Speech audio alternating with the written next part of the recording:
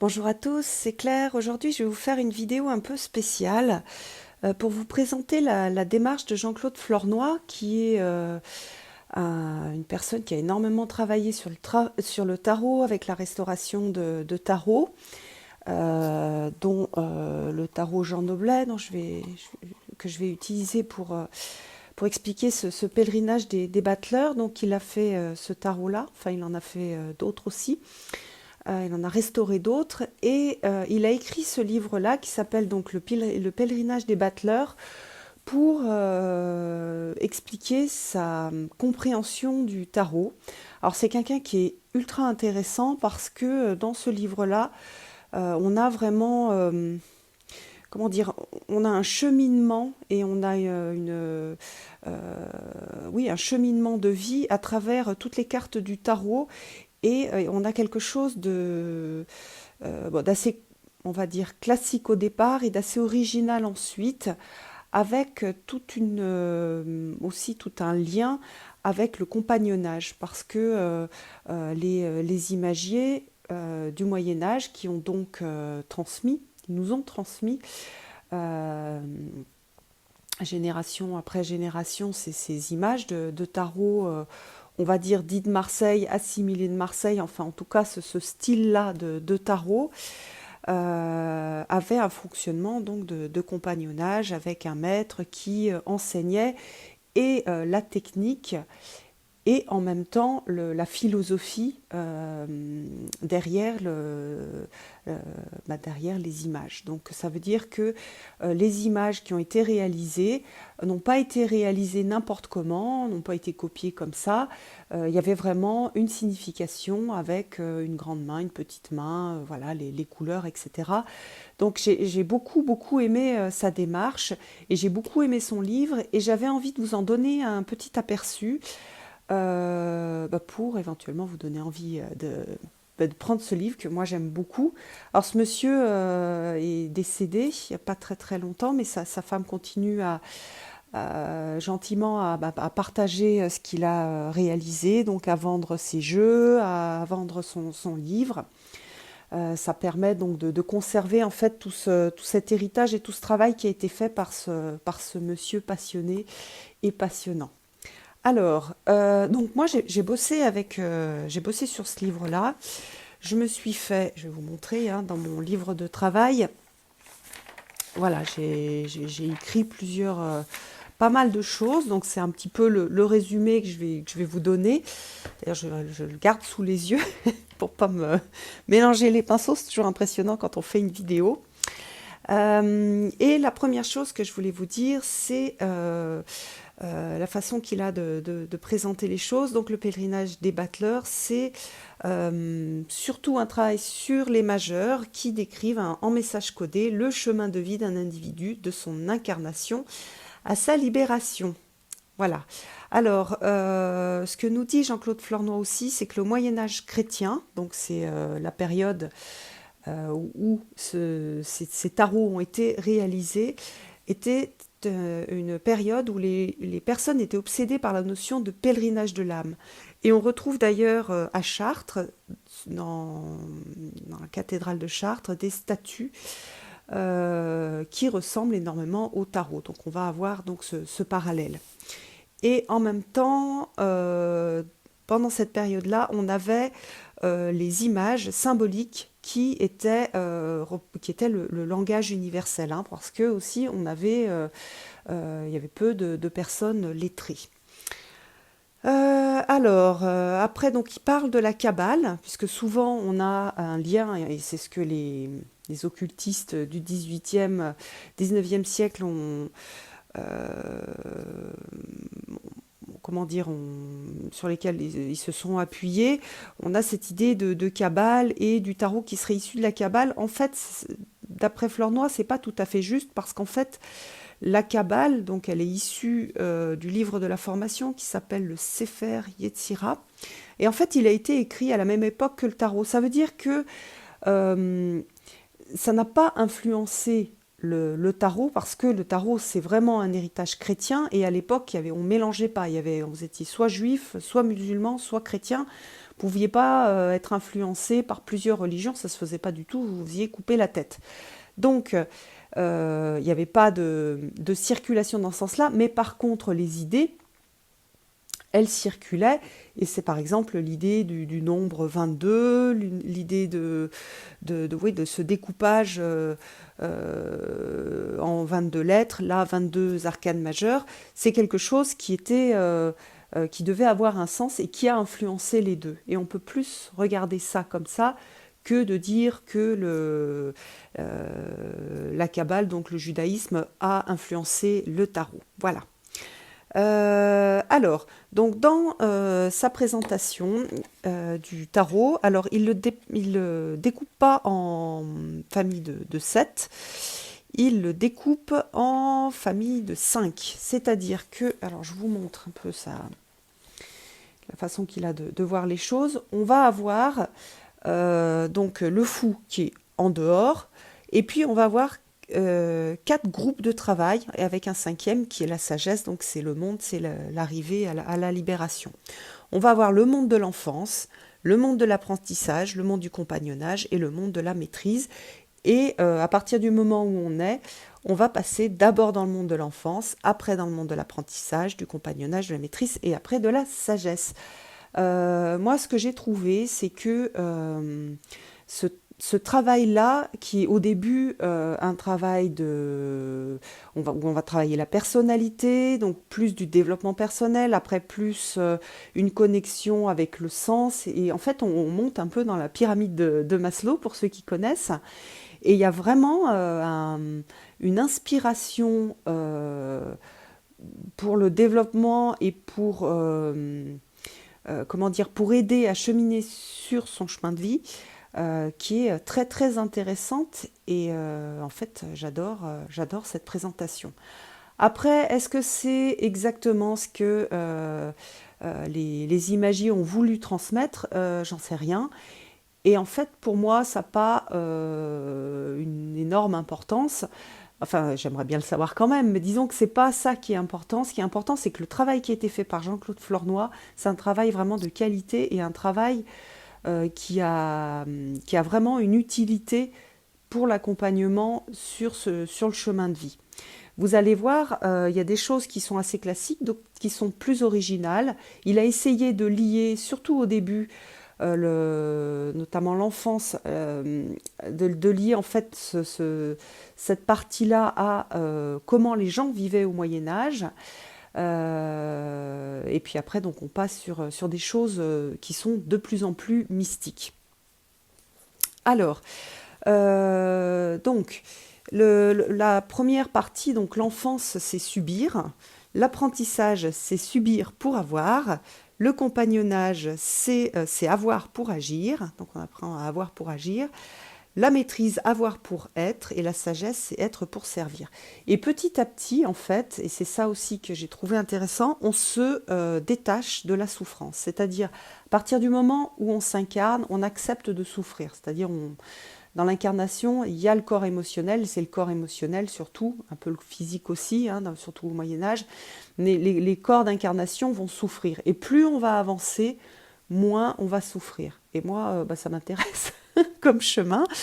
Et ça m'intéresse aussi de regarder, lorsque je suis en souffrance, où je me situe sur ce chemin-là et qu'est-ce que je suis en train de travailler et comment je peux dépasser ça. Donc voilà, je trouve ça assez intéressant, voire même très très intéressant. Alors, ce que j'ai aimé aussi, c'est dans sa signification des couleurs, le lien avec une vieille phrase traditionnelle qui était chantée par les compagnons du devoir, et qui dit donc « Blanche, les larmes de Maître Jacques ». Donc la couleur blanche va être associée à la saturation d'émotions. Donc quand on est très très triste, qu'on va se mettre à pleurer ou qu'on craque, et après il va y avoir un soulagement. Donc on a ça dans le blanc. Noir, la terre qu'il a portée. Dans le noir, on va avoir donc la mémoire du monde, le terreau de la conscience, et non pas la mort. Rouge, le sang qu'il a versé. Donc là, ce sont toutes les blessures, toutes les cicatrices de la vie, celles qui sont visibles, celles qui sont connues de la conscience. bleu, les coups qu'il a reçus. Donc ça, c'est plutôt les traumatismes oubliés, on va être plus dans l'inconscient. Jaune, la persévérance, donc là on a le courage, la patience aussi qui permet de construire. Et verte, l'espérance, c'est l'acceptation du temps cyclique, voilà, du fait que on peut changer et qu'on a une action sur la vie. Alors après, il y a deux autres couleurs, c'est le bleu clair, le percevoir, et le chair qui est l'humain. Voilà, mais ça, je trouve que c'est... j'en sais rien, j'ai senti que j'étais reliée à quelque chose quand j'ai lu ça. Ça m'a parlé et voilà, c'est une chanson des compagnons du devoir, donc ça a certainement dû influencer le choix des couleurs dans le jeu, dans les tarots, dans ce type de tarot qu'on va dire de Marseille, mais j'étends aux autres types de tarots qui sont de ce style-là. Ils ne sont pas tous appelés de Marseille. D'ailleurs, ils ne viennent pas forcément de Marseille. Celui de Jean Noblet, je crois que c'est un tarot parisien. Alors, donc ensuite, on va regarder. Alors, pour vous expliquer, en fait, je vais vous mettre les cartes et puis on va parler de la signification donc, de ces cartes à travers les différents mondes. Le premier monde, c'est le monde qui va commencer par l'incarnation, et par l'incarnation qui est représentée par le battleur. Donc il y a une position d'ouverture, vous voyez que les pieds sont ouverts. On voit qu'il a tous les outils sur la table et il a des dés, donc avec un peu l'idée un peu de la loterie de l'incarnation. Alors moi je ne crois pas que c'est une loterie, je pense qui a un sens en fait, que tout a un sens. Mais par contre, ce qui me parle bien, c'est ces outils qu'il a sur la table. C'est un peu... alors si c'était un jeu vidéo, on dirait c'est la construction du personnage avec ses caractéristiques de départ. C'est un petit peu, voilà, je vais naître dans tel type de famille, dans telle civilisation, à telle époque, je vais être grand, petit, à des tendances sportive ou plutôt avec un bon coefficient intellectuel, etc. Et après, à partir de ça, dans ma vie, le libre arbitre que je vais avoir, c'est qu'est-ce que je vais en faire. Donc il y a aussi l'image dans les jeux de cartes, j'ai mon jeu de cartes, j'ai ma main qui est ce qu'elle est en fait à l'incarnation. Après, qu'est-ce que je vais en faire? Comment est-ce que je vais je vais jouer ma partie? Alors lui dit la souffrance sera son lot, en sortir sa destinée. À partir du moment où on est incarné, on souffre. Et j'aime bien cette idée de cette destinée de sortir de la souffrance. On l'a aussi dans les traditions orientales avec la roue du samsara et de sortir de cette roue de la souffrance. Alors dans cette première famille, on a l'enfant qui va être d'abord en contact avec sa grand-mère. Donc la papesse représente la grand-mère, parce que les enfants, je crois que jusqu'à 5 ans, ils restaient avec la grand-mère parce qu'il y avait une grosse mortalité infantile, et en plus les mères avaient énormément de travail.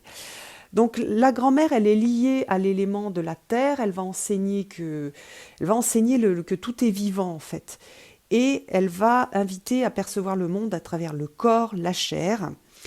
Elle connaît les énergies, elle donne la connaissance des énergies, de la nature, elle est la mémoire du monde aussi, elle a cette expérience. Donc elle a un côté très ancré dans la matière, dans la terre, et en même temps avec le voile, elle est sensible et elle entend en fait ce qui vient du haut, et elle va transmettre en mots tout ça à l'enfant.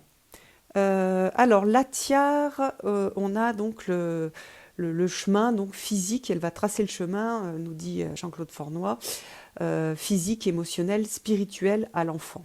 Alors dans cette carte-là, on voit aussi, on reconnaît la Vierge avec l'Annonciation. Donc ça, c'est pas dans le livre des pèlerinages des battleurs, c'est dans le livre, l'autre livre là dont je vous parle tout le temps, et j'arrive pas à me souvenir le nom de l'auteur, mais je le mettrai sur la vidéo.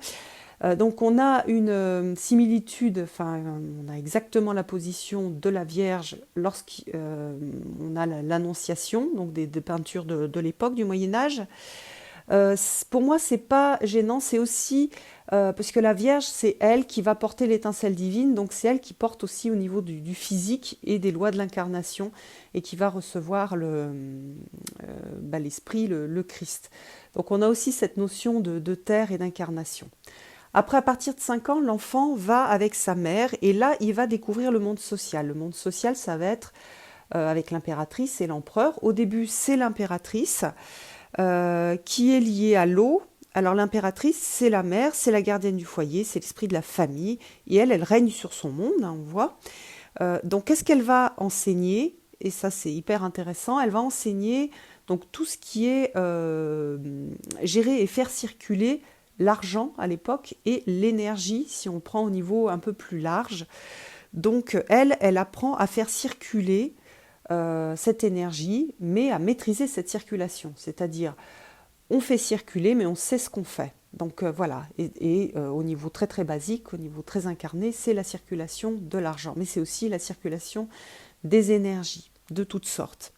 Après, vers 13 ans, l'enfant va aller avec le père, et là, il va redécouvrir donc une autre partie du monde social, et la partie donc plus yang, donc la force physique, l'ordre, le pouvoir, la force tranquille, et l'enseignement, ça va être apprendre à se muscler, à développer son habileté, à s'aguerrir.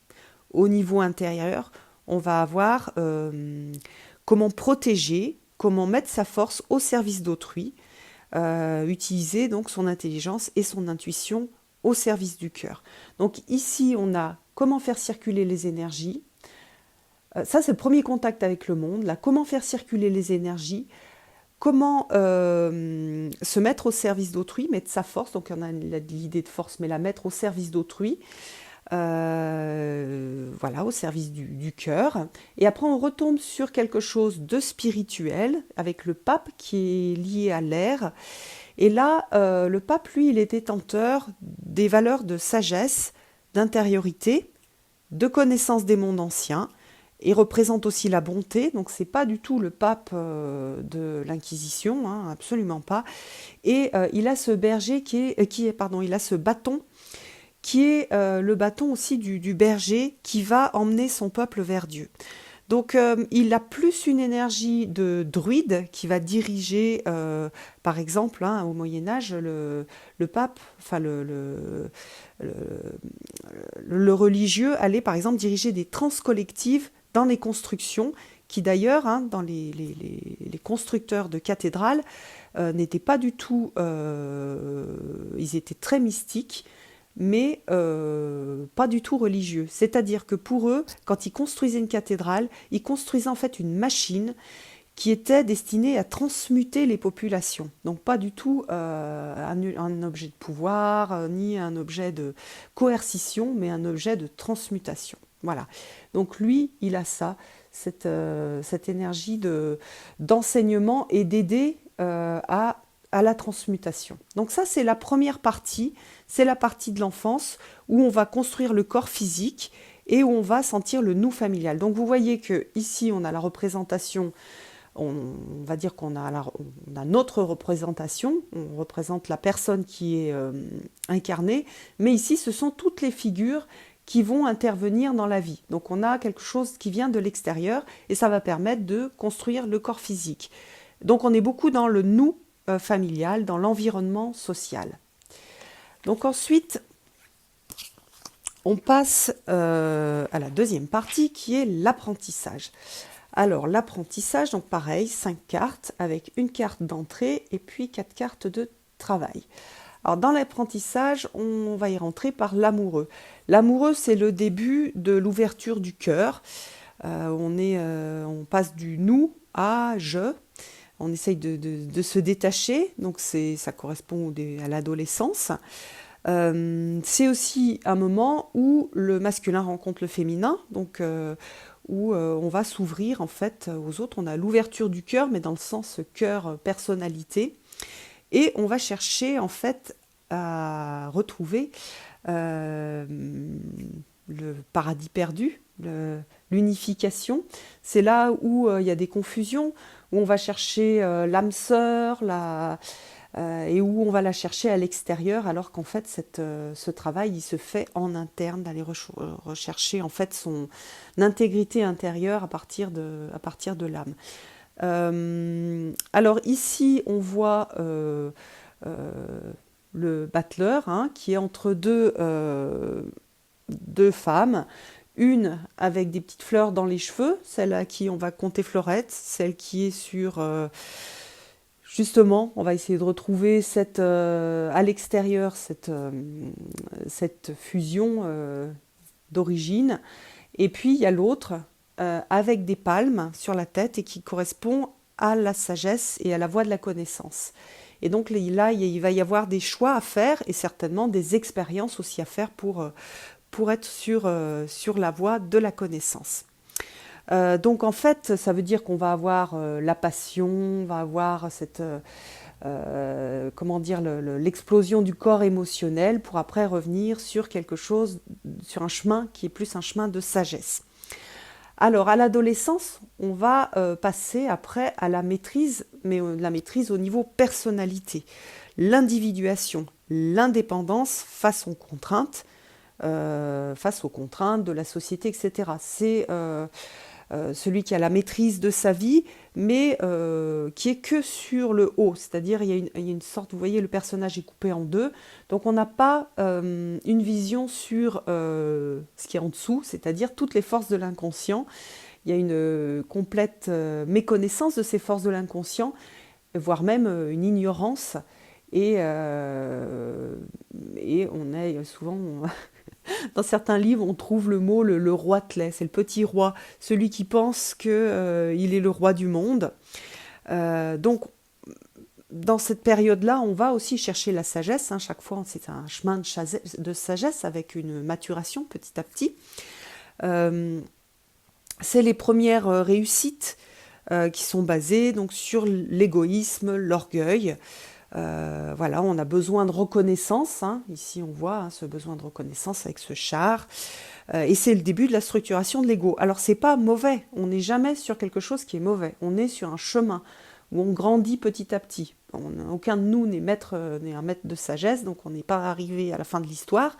Mais on peut s'inspirer de ces cartes-là. Et quand on est dans cette carte-là, savoir ce qu'on est en train de faire et qu'est-ce qui se passe pour nous. Donc là, le côté positif, c'est qu'on va commencer à structurer l'ego. On en a besoin de l'ego, donc on va commencer à le structurer. Et il va y avoir, au début de cette structure, les défauts de cet ego. Donc, il y a une difficulté à apprendre puisqu'on n'est que sur le côté conscient et qu'il manque toute la partie inconsciente. Et on a besoin en fait de travailler cet ego pour avoir suffisamment confiance en soi pour après aller explorer cette partie-là. Mais tant qu'on n'est pas suffisamment structuré au niveau de l'ego, c'est impossible d'aller explorer les forces de l'inconscient parce que c'est trop déstabilisant, c'est trop effrayant. Voilà. À la fin de l'adolescence, on arrive à la justice. Alors cette justice, dans les tarots, alors parfois elle louche, et la plupart du temps, elle appuie sur la balance, elle triche. Alors c'est avec l'épée, on va avoir l'idée de trancher. Je ne sais pas ce que je veux, mais par contre, je sais ce que je ne veux pas. Et souvent, on est là-dedans, en fait. C'est-à-dire, je ne suis pas sûre de ce que j'ai envie, mais par contre, je suis sûre de ce que je ne veux pas. Donc, dans cette période-là, on tranche avec tout ce qui ne nous va pas. On va chercher la vérité. C'est une phase un peu libératoire, hein, parce qu'on commence à assumer ses actes, hein, et on va commencer à se diriger vers l'idée de qui je suis et comment je veux. Comment je veux, comment dire, oui, vers qui je suis et qu'est-ce que je ne veux pas. On n'est pas encore sur ce que je veux. Alors pourquoi est-ce que la balance triche? On n'en sait rien, mais l'idée de Flornoy, c'est que pour trancher, elle va suivre, le personnage va suivre ses émotions, donc il ne va pas être sur quelque chose de neutre, il va être sur quelque chose de très émotionnel. Bien sûr, on est dans une phase d'adolescence. La phase d'adolescence, et c'est pas que l'âge, hein, c'est aussi, on a tous des parties adolescentes qui restent en nous. On est beaucoup sur l'émotionnel, et quand je coupe au niveau, de façon émotionnelle, mais pas forcément en étant neutre. Donc pas du point de vue de l'âme, par exemple. Par contre, on voit qu'ici, la justice, elle a des ailes, donc elle commence à être inspirée par l'intuition. Voilà. Alors, et puis l'être découvre qu'il a un inconscient, puisque là, dans le chariot, on était coupé en deux. Ici, on retrouve le personnage complet. Vous voyez qu'au début aussi, on a des personnages qui sont très habillés, donc ils sont très engoncés dans la matière. Ensuite, on va voir l'ermite. Alors, l'ermite, dans la signification que lui donne Jean-Claude Flornoy, je trouve qu'il y a quelque chose de vraiment hyper intéressant. C'est donc le voyage, la recherche et le fait que, ici, l'ermite pense que la solution va se trouver à l'extérieur. Et c'est toujours ce qu'on fait au départ, c'est-à-dire on va chercher dans les livres, on va chercher chez les thérapeutes, on va chercher en fait des conseils à l'extérieur en pensant que la solution à notre mal-être, elle est à l'extérieur, que c'est l'extérieur qui va nous sauver. Et on a des difficultés à rentrer dans notre monde intérieur. Donc c'est une phase d'accumulation. Souvent on va accumuler donc plein de choses, plein de connaissances. C'est pas inutile parce que ces connaissances, on va pouvoir les utiliser plus tard lorsqu'on se sera plus ouvert. Mais pour l'instant, on est en train de remplir en fait le verre avec beaucoup de choses. Et c'est pareil, on retrouve aussi cette histoire dans les civilisations orientales. On va avoir ce verre plein d'eau et on va plus pouvoir mettre de gouttes d'eau supplémentaires, c'est-à-dire quand on est ici, on a tellement rempli notre verre que tout ce qui vient de la sagesse intérieure va plus pouvoir le remplir et donc il va falloir le vider pour pouvoir repartir. Donc ça c'est hyper intéressant parce que moi l'ermite, hein, et dans la Golden Dawn on a ça, dans le Rider-Waite-Smith, c'est plus une recherche personnelle où on va aller dans le puits de l'inconscient, aller visiter avec la petite lampe. Là on n'a pas du tout cette notion-là, on a plutôt l'idée qu'on va chercher à l'extérieur quelque chose qu'on aurait à chercher à l'intérieur. Mais encore une fois, c'est une phase utile parce que tout ce qu'on va récupérer, quelque part on va se faire un petit panier, une petite boîte à outils qu'on ne sait pas utiliser pour l'instant parce qu'on n'est pas en contact avec la sagesse intérieure, mais dès qu'on sera en contact avec la sagesse intérieure, c'est quelque chose qu'on va savoir utiliser. Ensuite, on a la roue de fortune. Alors la roue de fortune, donc à l'époque, la roue, hein, c'était un instrument de torture, un instrument où on écartelait les gens, où on les écartelait. C'est aussi la roue de la loterie. La fortune, elle avait cette idée aussi de la chance. Et en fait, cette roue de fortune, c'est l'ego qui va exploser. C'est la fin du pouvoir absolu, de l'égoïsme, de l'orgueil. Le petit moi, en fait, l'aperço va être brisé. Et souvent, c'est des périodes de dépression. Donc là, on n'arrive plus à choisir. Et c'est une grande période de mutation, d'effondrement de la cuirasse. Donc tous les éléments constitutifs de la personnalité sont conservés. Donc tout ce qu'on a travaillé jusqu'à présent est conservé, donc, parce que c'est utile, hein, tout ce qui a été travaillé jusqu'à présent sert en fait sur le chemin de vie. Mais ça va être, il va falloir les combiner d'une façon différente, arrêter de rejeter la responsabilité des incidents de notre vie sur les autres, s'accepter, s'assumer. Alors, il y a un petit texte que je vais vous lire que je trouve très très beau sur cette roue de fortune qui est en fait, dans la vision de Jean-Claude Flornoy, la carte la plus difficile, où il y a le plus de souffrance. Alors souvent, dans la détresse de l'incapacité à être et de l'explosion, le seul remède et le seul soulagement nous sont donnés par la lune. Lentement, le corps est envahi de son cycle et fusionne avec elle. L'âme est reconstruite petit à petit, soignée par son rythme, ses effluves et ses longueurs d'onde. Quiconque aura été rétabli par elle, en cette période difficile, lui gardera toujours une grande tendresse. Ainsi naissent les hommes et femmes médecines de la tradition des guérisseurs blessés. Bon, j'adore, ça me touche et oui, et je trouve que c'est magnifique. Voilà, donc c'est aussi pour les gens qui sont en dépression, qui ne sont pas bien. C'est une invitation à utiliser la lune et vous allez voir que l'énergie de la lune est une énergie qui est très particulière et très intéressante dans la vision de Jean-Claude Flornoy.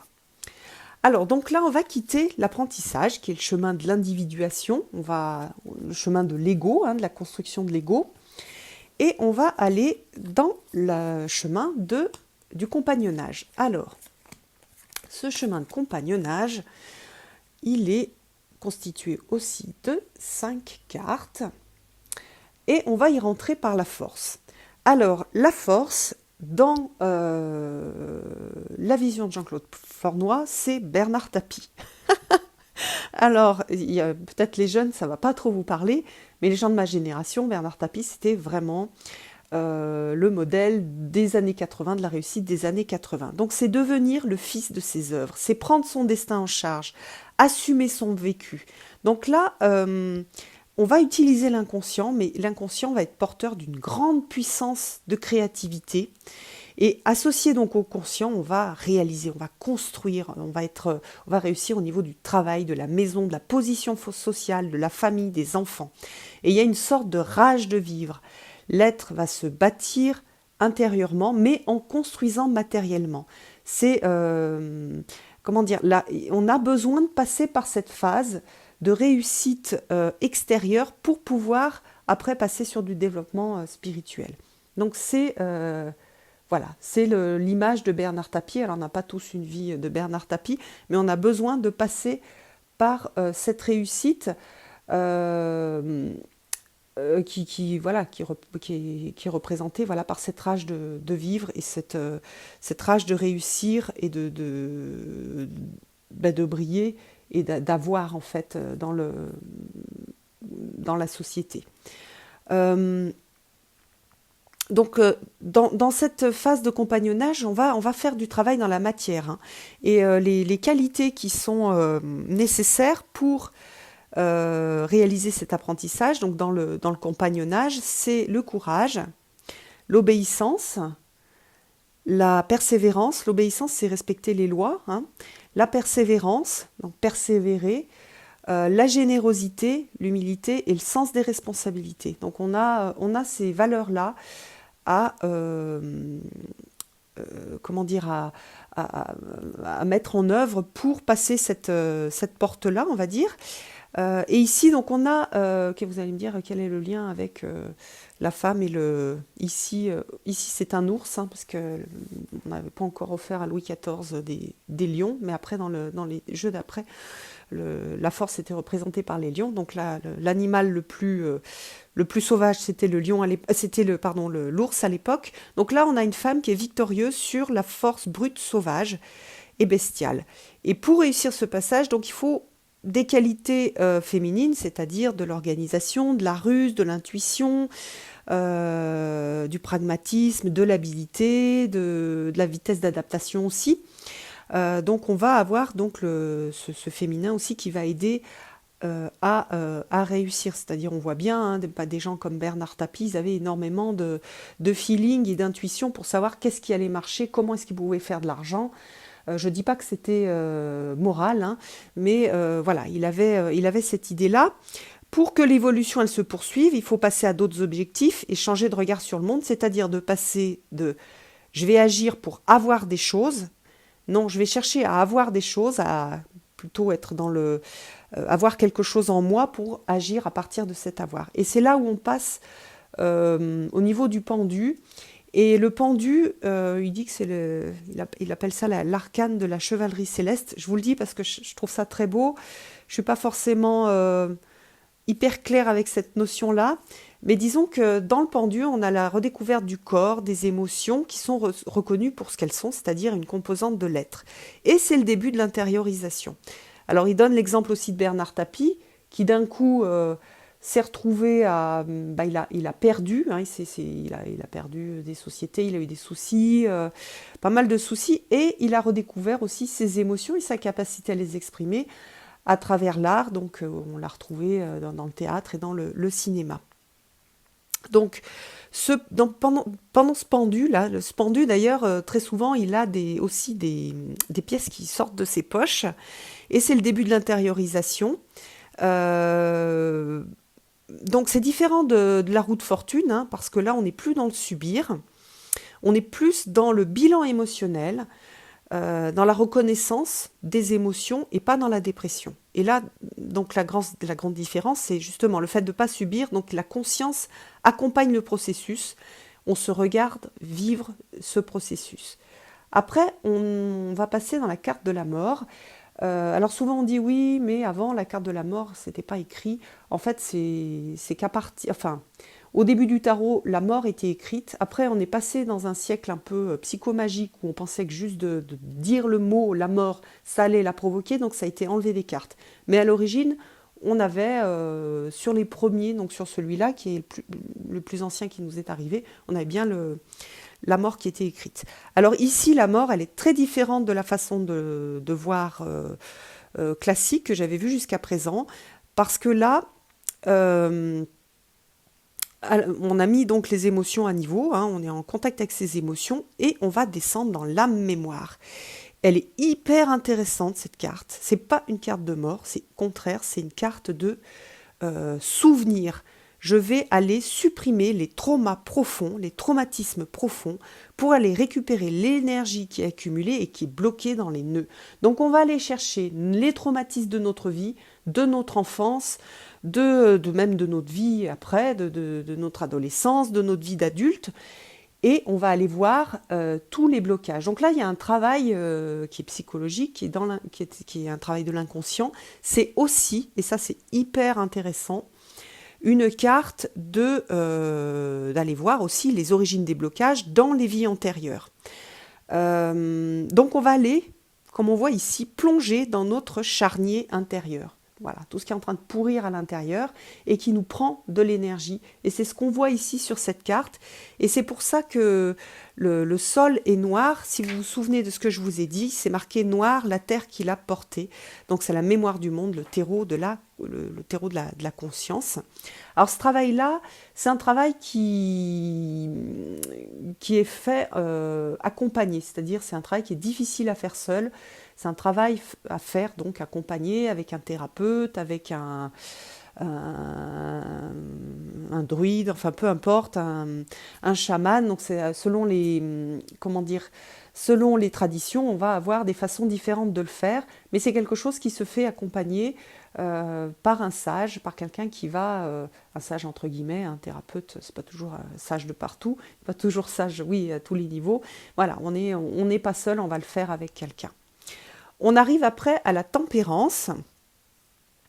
Donc là, dans celui-là, on voit l'empérance parce qu'il a fait quelques modifications par rapport à ce que son maître lui avait appris. Apparemment, ça serait l'équerre du maître, le L à la place du T, pour montrer qu'il a fait une modification. La tête est petite. Ici, on a la fin de la souffrance due au tourment intérieur et à l'auto-torture. Parce qu'on est quand même assez doué pour se torturer nous-mêmes. Donc on devient, une fois qu'on a fait ça, on va devenir indifférent à son histoire. On n'est plus sur mon histoire, mes traumatismes, etc., puisqu'on a nettoyé, on a fait ce travail de nettoyage dans la mort. Donc maintenant, on est indifférent à son histoire, on a autre chose à faire. Les ailes, c'est la communion avec le ciel.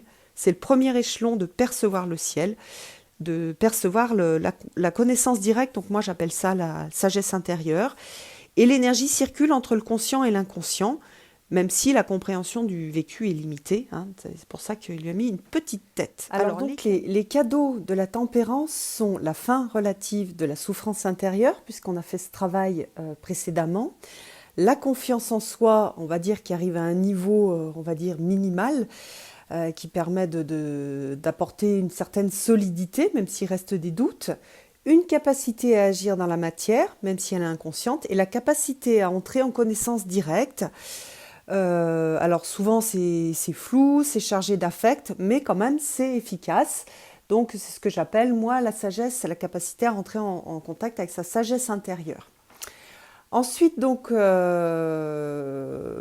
la petite phrase de la tempérance qui est de lâcher prise et de laisser faire. Puis, on passe dans le monde du diable. Alors, le monde du diable, c'est le monde, non pas du diable, méchant diable, mais de Lucifer, le porteur de lumière. Et on voit d'ailleurs qu'il a sur le front du vert qui correspond à l'émeraude hein, que Lucifer avait au milieu du front et dans l'émeraude qu'il a perdu dans sa chute et qui a été utilisé pour façonner le Graal. Alors ce diable, il correspond à l'énergie qui va monter dans le corps et qui va provoquer une extension de conscience par les chakras. Donc on va avoir une remontée, c'est un peu la Kundalini, la remontée d'énergie par les chakras qui va se terminer au niveau de la carte suivante qui est la carte de la maison Dieu, donc par l'ouverture du 7e chakra. Donc là on a les petits diablotins qui sont attachés, ce sont les pulsions animales qui sont sous contrôle. Donc on est vraiment sur l'idée de Lucifer, porteur de lumière, qui va préparer l'être pour la rencontre de l'âme et la rencontre de son Dieu, on va dire. Le diable, c'est le séparateur, donc qui permet de séparer en fait les énergies, de savoir qui est quoi et qui dit quoi. Et ça permet une circulation qui est libre et pas quelque chose de tout mélangé. Donc on sait quand on est en face de nos pulsions, on sait quand on est en face d'une intuition qui vient du haut, etc. Donc en ça, le diable est assez original et super intéressant. J'aime beaucoup cette vision du diable avec l'idée de maîtriser les pulsions animales. Alors ensuite, on va rentrer dans le monde de la maîtrise. Alors, hop, alors le monde de la maîtrise, on y rentre par la maison Dieu et on va aller visiter toutes ces cartes, un peu comme des petites pierres sur notre chemin. Donc on rentre par la maison Dieu.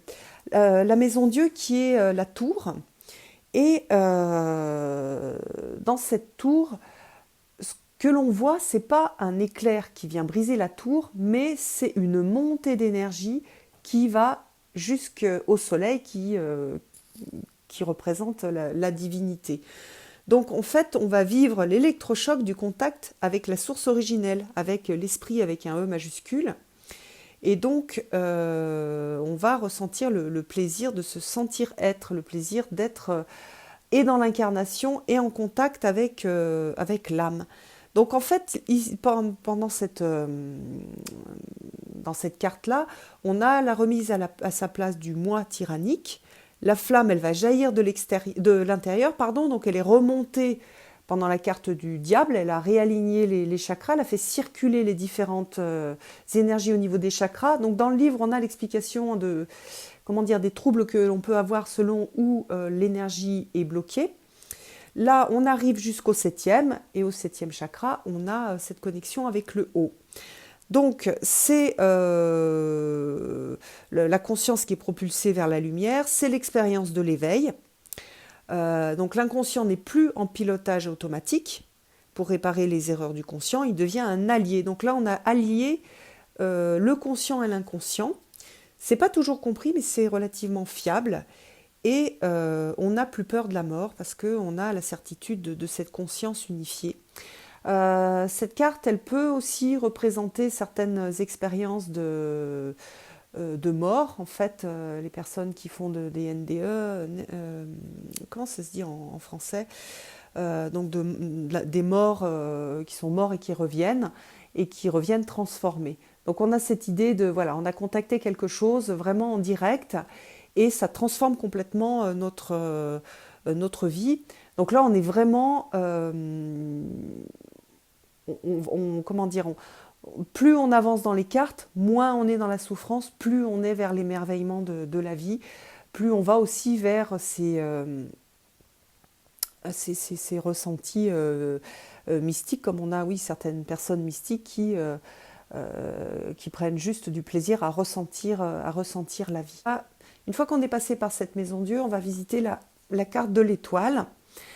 Alors dans ce jeu-là, la carte de l'étoile, vous voyez qu'on a un personnage qui est moitié féminin sur le dessus, moitié avec un dos très masculin, très musclé. On a les sept petites étoiles et puis la grosse étoile au milieu.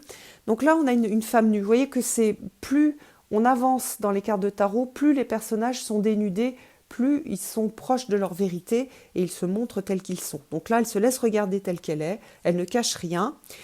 Et j'adore aussi cette interprétation. Vous voyez qu'elle verse de l'eau dans, on va dire, dans peut-être enfin, dans un plan d'eau, on va dire. Et donc là, ce que Flornoy nous dit, c'est qu'elle mélange son eau personnelle à l'eau collective sans la perturber. Je trouve ça, je trouve qu'il y a une vraie signification, quelque chose de vraiment juste. C'est-à-dire, elle apporte son travail dans ce travail que fait l'humanité dans le monde, dans cette expérience humaine, sans perturber. Elle fait ce qu'elle a à faire, et donc il n'y a pas du tout l'idée de l'ego, de la reconnaissance, etc. Elle va rien perturber, elle va juste apporter sa pierre à l'édifice, elle apporte son eau personnelle à l'eau collective. C'est super joli, je trouve. Lui dit les 7 étoiles, ce sont les 7 centres subtils, donc qui correspondent au chakra. Bon, ça ne me parle pas forcément, mais bon, voilà. Donc c'est une période de travail, de créativité, de réalisation, avec beaucoup de précision, de confiance en soi, dans un métier qu'on va exercer avec plaisir. Et puis on a l'intuition qui commence à être vraiment bien développée et qui permet d'avoir une connaissance directe au quotidien. Ensuite, on va rentrer dans la carte de la Lune, qui a une interprétation qui est assez originale de Jean-Claude Flornoy. Je ne sais pas si c'est quelque chose qui a pu être pensé par les imagiers, mais peu importe, parce que moi, vraiment, elle me parle et je la trouve très intéressante. La Lune, c'est les mondes magiques. Donc en fait, on va se libérer des peurs et des angoisses liées au monde magique. C'est un processus qui est très lent. D'ailleurs, dans le Vieilleville, on voit une fileuse à la quenouille, donc il y a quelque chose de l'ordre de la lenteur. Le battleur devient, qu'est-ce qu'il dit, passeur d'âme. Il va aller contacter en fait donc tout le monde des devas, tout le monde qui n'est pas, comment dire, visible directement. Donc on a les animaux totems, on a des tas de choses. Et tout ce monde magique qui peut faire peur, parce que c'est un monde qui n'est pas bien visible, c'est un monde qui est trouble, hein, comme lorsque les choses sont éclairées par la lune. Ce monde-là va permettre la transformation. On a cette transformation qui est lente, comme la transformation de l'écrevisse quand elle mue. C'est quelque chose de très lent. Et on a donc ce travail de la lune et des mondes magiques. Je trouve que ça va bien avec la lune. Et tout à l'heure, je vous ai lu une partie qui disait qu'on peut travailler avec l'énergie de la lune pour passer la période de la roue de fortune, qui est des périodes de dépression, de grande souffrance. Et ça a vraiment un sens pour moi, parce que moi, je me suis naturellement tournée vers les animaux totems, et ils m'ont énormément aidée, notamment lorsque je faisais des crises d'angoisse graves, et ça m'a permis de ne plus utiliser d'anxiolytiques. Donc, il y a vraiment, enfin moi j'ai testé, enfin ça veut dire que ça me parle bien dans ma chair, dans mon expérience, ces mondes magiques qui sont là pour accompagner. On n'est pas tout seul et on est là aussi, enfin on va travailler avec les autres et avec tout le monde parallèle, le monde qui est représenté par des dieux, des déesses, le monde des devas, des animaux, etc. Ce monde, il est là aussi pour nous accompagner, pour nous aider sur notre chemin de la destinée. Donc, on n'a pas le côté... oui, on a le côté intéressant de la Lune et de l'aide qu'elle peut apporter. Et comme on monte dans ce chemin de vie, je trouve que c'est intéressant. Donc là, on va passer par-dessus toutes les peurs inconscientes de ce monde astral. Ça veut dire aussi être capable de reconnaître les illusions dans ce monde astral, parce qu'on a aussi tout un monde d'illusions, tout un monde où on peut se tromper, où on peut se perdre. Donc voilà, après c'est aussi développer un sens critique et voir comment est-ce qu'on peut s'aider, comment est-ce qu'on peut s'accompagner avec ce monde mystérieux. Donc voilà, j'adore énormément, j'aime beaucoup, beaucoup cette interprétation de la Lune. Et j'y rajouterai donc certaines subtilités parce que je trouve qu'il faut aussi faire attention à ce qu'on fait lorsqu'on va se connecter. Mais donc il faut y aller avec suffisamment de force, de confiance et ne pas projeter des choses qui sont du domaine des illusions. Voilà. Ensuite, une fois qu'on est passé dans ce monde de la magie, on va passer dans le monde du soleil. Alors, le paradis, en araméen ancien, ça signifie le jardin protégé des vents du désert par un mur. Donc là, on voit ce mur et on voit qu'on est dans ce petit lieu qui est assez... voilà, ça n'a pas l'air d'être quelque chose de très très vaste. Donc on a une petite partie où on va accéder, un lieu dans la conscience où on va accéder à ce paradis qui est, qui est le lieu où on était, c'est ce ressenti, en fait, c'est là où se situe, on va dire, la conscience, voilà, avant la fracture originelle. Donc là, la fusion des individus, elle peut se faire directement, on n'est pas du tout dans les illusions de l'amoureux, de l'illusion de l'âme sœur, etc. Le cœur est totalement ouvert sur les mondes magiques et on a une grande capacité de l'individu à pouvoir aussi diriger les autres, mais pas par les mots, par le rayonnement, en fait, la radiance.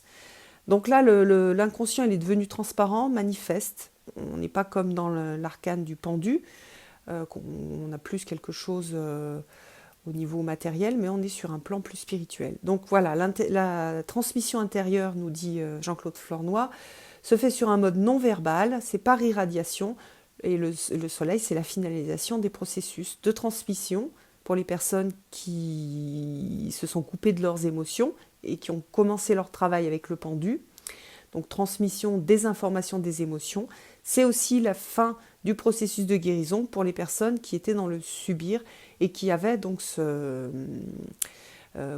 grande souffrance liée à la roue de fortune, au travail de la roue de fortune. Donc vous voyez qu'on a ici, avec la Lune, les outils pour aider à sortir de la difficulté de la roue de fortune, et ici le résultat avec le contact avec le paradis intérieur. Voilà, et puis ensuite on a le jugement. Alors c'est qu'est-ce qu'il dit, la sortie au jour de la personnalité unifiée, capable de s'exprimer, d'agir et d'inspirer autour d'elle.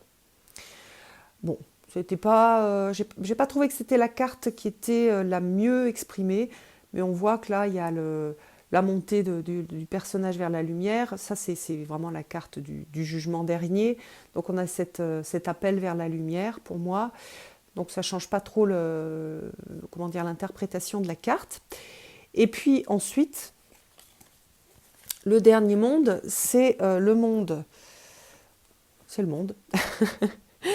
C'est le monde de la sagesse, c'est l'être qui participe à l'âme du monde, qui inspire une culture, une civilisation. Donc là, on est vraiment sur une image christique. Donc là, moi je connais personne qui soit arrivé encore.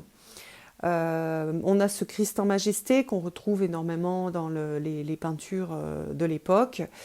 Et on a donc le retour dans le monde de l'esprit, donc la métamorphose est achevée, donc tout le travail a été réalisé. Je ne pense pas qu'on puisse faire tout ce travail jusqu'au bout dans une seule vie, je pense qu'il nous en faudra bien plus, et qu'on travaille un petit peu chaque carte. Après, donc, on a la carte particulière du fou. Donc le fou, pour lui, c'est vraiment celui qui a pris un raccourci pour acquérir cette sagesse, pour aller directement à l'esprit. Bon, par exemple, justement, dans ces expériences de NDE où on a un choc, où on s'approche très proche de la mort, et on a cette sorte d'illumination, et on a ce que les orientaux appellent un Bouddha idiot. Donc le fou, il ne sait pas ce qu'il fait, il ne sait ni comment, ni pourquoi, mais il fait. On a une sorte de béance illuminatrice. Donc il n'y a pas tout l'apprentissage, la connaissance, la connaissance de la personne qui a fait tout le chemin. On a quelqu'un qui qui d'ailleurs, lorsqu'on en rencontre un, on peut être profondément changé, hein. Il y a quelque chose qui se passe, mais il ne sait pas ce qu'il fait, il ne sait pas comment il le fait. Et lui il reste dans cet état un peu euh, oui, de Bouddha idiot. Voilà, puisqu'il a pris un raccourci, donc il n'a pas toute la connaissance et la sagesse, on va dire, travailler comme le battleur qui est passé par toutes les cartes. Voilà, donc tout ce travail qu'a fait Jean-Claude Flornoy, on sent que c'est incarné, qu'il a vécu des choses. Après, il donne des explications comment, enfin, sur des tirages qu'il a pu faire pour les gens, des explications sur oui, de l'accompagnement qu'il a pu faire aussi, hein, pas forcément avec des cartes, mais en s'inspirant de ce travail avec le tarot. Pour moi, c'est vraiment un livre, c'est pas du tout un livre de divination, absolument pas. C'est un livre d'inspiration, un livre de travail qui commence par ce qu'on fait tous, hein, du développement personnel, du travail psychologique pour aller mieux, pour sortir de la souffrance. C'est un petit peu comme si c'était un guide, sachant que voilà, il faut passer par toutes les cartes. On a tout ce travail à faire et on a ce travail qui n'est pas toujours dans le confort, qui est rarement dans du confort, pour sortir de la souffrance. Et moi, je m'en inspire et je travaille avec les cartes pour avancer et pour comprendre aussi où j'en suis, qu'est-ce que j'ai à faire après et qu'est-ce que j'ai à faire dans cette carte-là pour la dépasser et passer dans la carte suivante. Voilà, mon travail en ce moment, c'est la tempérance. Et ça nous remet aussi un peu à notre place d'humain dans notre chemin de vie. Et en ça, je trouve ça vraiment, vraiment exceptionnel et je suis très, très, très contente qu'on m'ait conseillé ce livre-là. D'ailleurs, je remercie la personne qui me l'a conseillé. Je suis très, très heureuse de l'avoir et de l'avoir et en papier. D'ailleurs, j'ai aussi en PDF. Voilà, j'aime énormément. Et il y a vraiment un vrai travail qui a été fait, un travail très intelligent par Jean-Claude Flornoy. Je vous ai fait vraiment une vidéo très longue. Donc bon, j'espère que ça vous aura intéressé, que ça vous aura donné peut-être envie d'acquérir ce livre. Et je vous embrasse tous. À bientôt.